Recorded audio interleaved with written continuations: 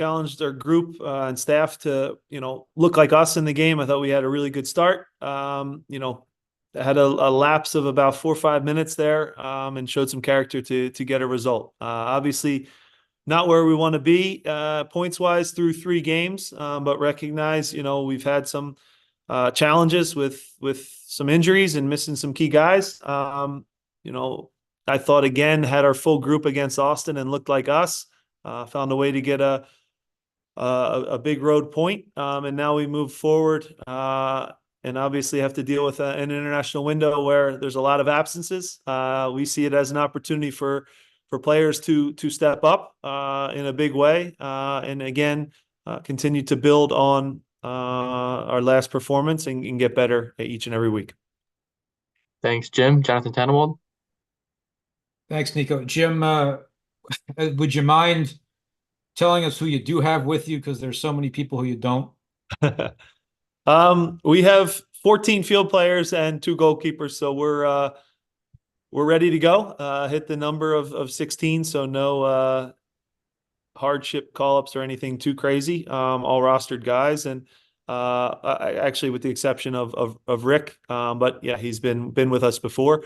So overall, yeah, the group is a little bit obviously not the biggest in numbers, but still a really experienced group, Jonathan. And I just stressed to them in film. You guys know the bodies that are here probably by now. But still, when you look at it as an example, the back four that'll be playing in this game, was a group that, set the goals against record a couple of years ago. So it's not like we're just throwing a group out there that, hasn't played together and hasn't had success together. So, yes, when you're missing 6 starters in MLS, I think every club and every situation would be really hurt by that.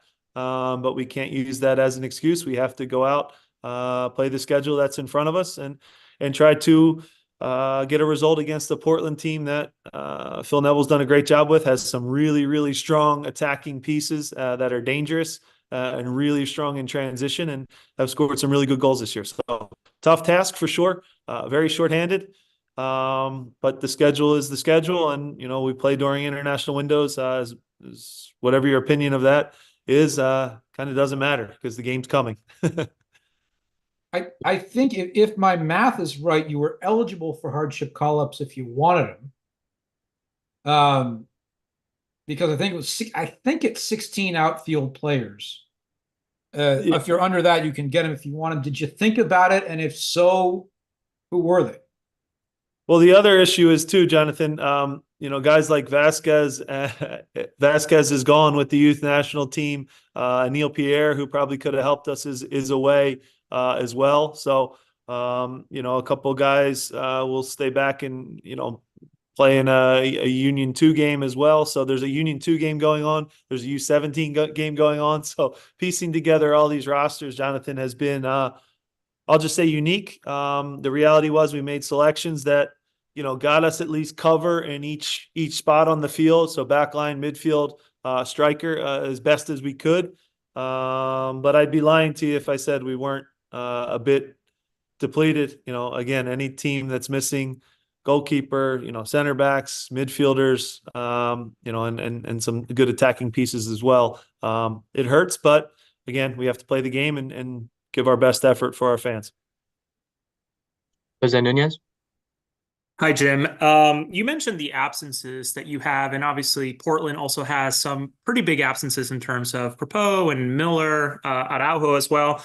What is the message that you're giving the midfield when they have to face someone like Diego Chara, who has an incredible amount of experience, Evander as well, and Paredes? What are you sharing with your midfield that you're putting together to get through this weekend? Yeah, not easy. Not easy. I think we actually at least learned something last night, Jose, that Damian Lowe can surprisingly play pretty well as a 6. That was interesting to learn. I knew he could maybe do it in an emergency, but I thought he did it very well. And Jamaica was probably a bit unlucky to not get a win last night. And I thought Damian was great. So look, that midfield matchup is certainly where we're the most thin, right?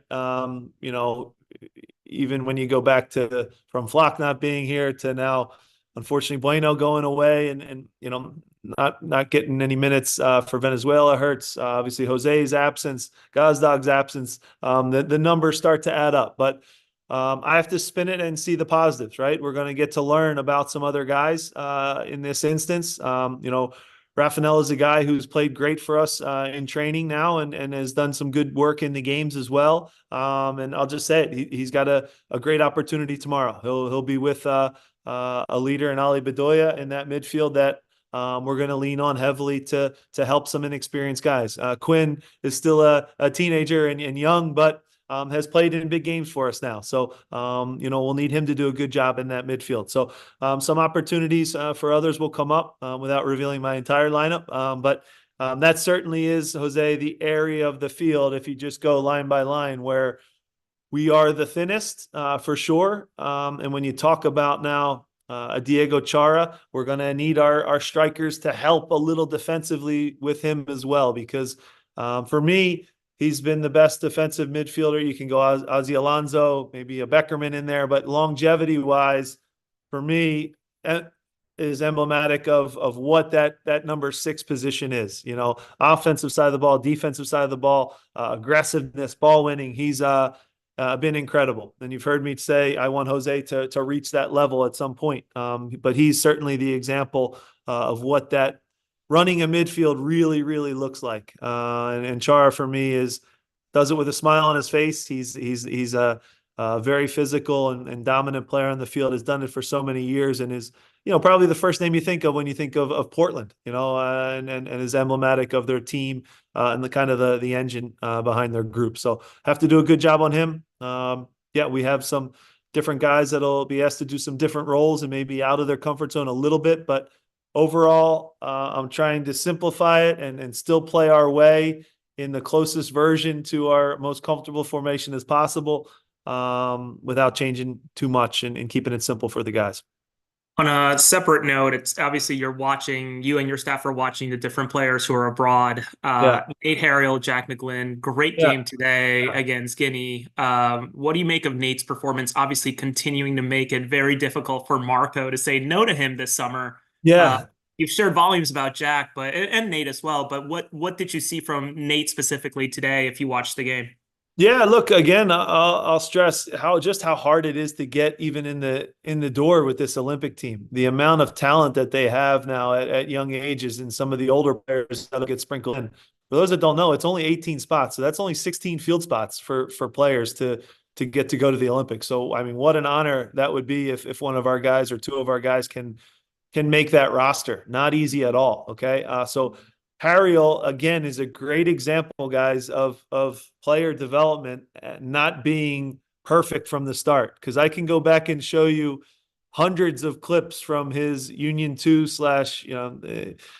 Steel days or Academy days where there were a lot of mistakes and a lot of days where you go, man, this is going to be hard for him because he's struggling 1v1 against wide players at that level. And now you're seeing him dominate in MLS, with youth national teams, even with the full national team getting call-ups. So his rise has been meteoric. It's important now to keep him grounded. The great thing about Nathan is he is a kid who is humble, is always hungry, is a great teammate, and has a willingness to learn and get better. And all we can say is we hope our environment continues to produce more kids like Nathan. But always remember, guys, again, it took him a little bit of time to learn in those second team games and be battle tested and make mistakes and grow from that. I think you've seen him do that. Jack McGlynn as well, really, really gotten better and better. Has that natural gift of passing with the ball, has improved so much on the defensive side. And they're two guys that I can't say enough good things about. Quinn, I throw in there as well, of having a great season. I wish he got the opportunity to go in. But if he continues to play the way he is, you almost have to take it from the coaches and say, you have to see me and the great things that I'm doing with my club and get the recognition that way. So happy for all three of them. But I think this is just the start. Thank you. Best of luck tomorrow. Thank you. Jonathan? Thanks, Nico. Jim, I'm going to ask if CJ Olney was under consideration for a hardship call-up. Those of us who were at the Union 2 game last weekend, Marlon said, I'm reading the quote here. He's got some Yeah. off-field things that he's got to take care of. Yeah. That's all I can say about that. That's all Marlon could say about that. Those were his words. Yeah. Was there any consideration for CJ? And I know he's not really your player quite at the moment, but have you got any sense, anything you can say to us about what's going on? No, that's being handled at the second team, Jonathan. I wasn't obviously part of what happened, and I'll let them kind of handle that as well. But yeah, when you talk about CJ, he's certainly a guy that would have been involved as possibly a starter in a game like this. So that's being handled down there at the Union 2 level, and that's kind of all I can kind of say on that right now. So keep it internal. Final question will go to Kyle Almoni. Hi, Jim. You talked about Diego Char, but players like Evander and Anthony, Yeah. when you're scouting them, what makes them so special, and what what have you told your team about like how they've been playing in the film? Yeah. Look, if you talk about that front four of Evander, Anthony, Asprilla, Moreno, and now Mosquera coming forward from the right back position, it's as terrifying of an attack in transition as you'll have in our league. All capable of scoring a goal individually, all capable of setting up the next guy, all capable of making a game-winning play. And I think you guys have seen that from the goals that they've scored this year. Our job is to, try to limit as best we can those transition moments, because if those guys get isolated in space 1v1, it's going to be a long night for us. So we really have to be organized, play the game on our terms as best we can in a hostile environment where the fans in Portland are always incredible. So yeah, it'll be a really tough task. We're shorthanded, but this group has a way of stepping up when things are stacked against us. And I expect the same thing. We'll hold ourselves to the same standard, but certainly I'm not naive. You see the transfer fees, the pieces they have in attack. They have some real weapons. But our job is to now limit them as best you can. You're never going to shut them down for 90 minutes, but do our best to protect Oliver in goal and limit where their top players and top attackers are touching the ball in the field. Easier said than done, though. All right, thanks, Jim. Thanks, everyone. All right. Thanks, guys.